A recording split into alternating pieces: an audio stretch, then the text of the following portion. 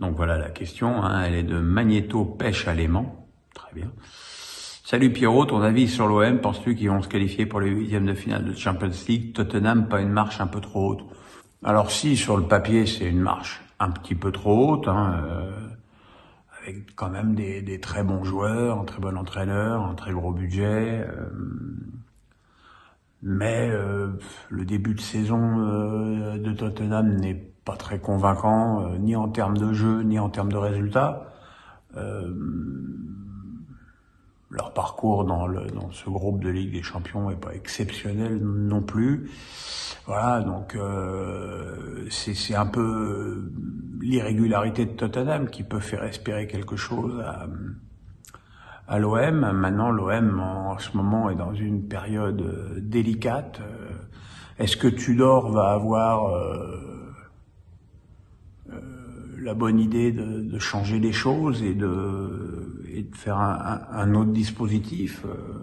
Est-ce qu'il va faire Harit Dieng, Alexis Sanchez devant et puis enlever Vertou qui globalement sert quand même pas à grand chose, et mettre Guendouzi un peu plus derrière? Voilà, c'est un match qu'il faut gagner, donc il faut aussi prendre des risques. Je sais pas, rien dans le comportement d'Igor Tudor m'indique que c'est un entraîneur qui sait et qui aime prendre des risques. Donc voilà, je suis pas, pour tout vous dire, hyper optimiste, même si, comme vous pouvez le constater, je suis aux couleurs de l'OM.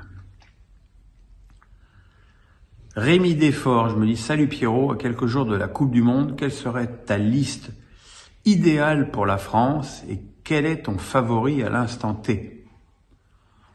Alors 23 ou 26 déjà, on ne sait pas. Je pense que Didier Deschamps est plutôt réfractaire à une liste de 26, mais que compte tenu des incertitudes au niveau des blessures, il va peut-être se prémunir de quelques jokers.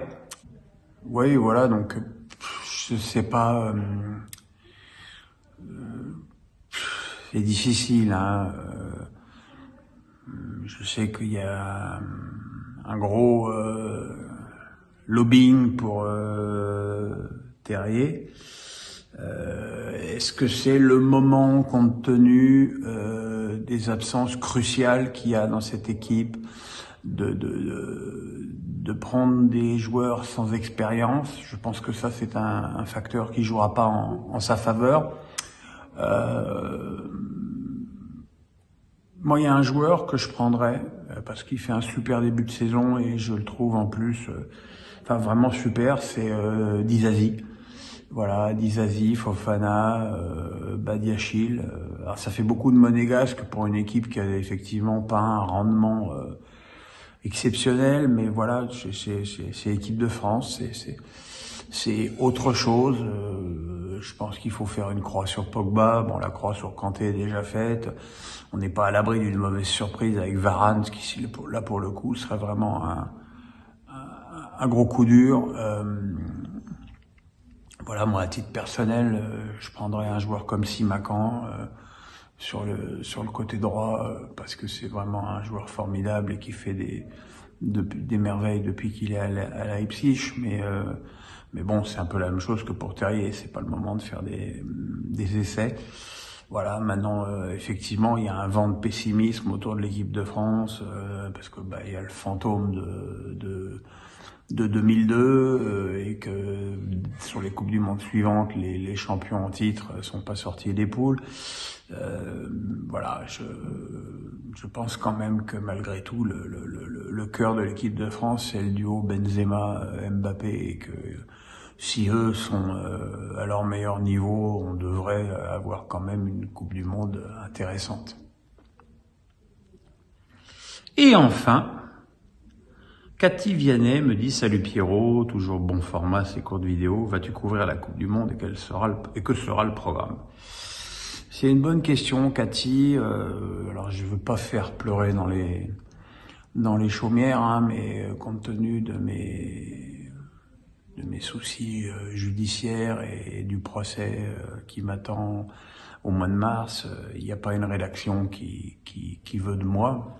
Alors, c'est pas à moi de juger si si c'est normal ou pas, voilà, c'est quelque chose, c'est comme ça. Tant que j'aurais pas été blanchi au mois de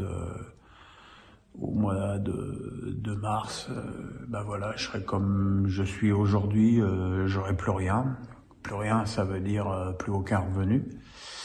Là, je vis sur mes indemnes de Canal+, qui sont pas non plus extensibles. Donc je songe probablement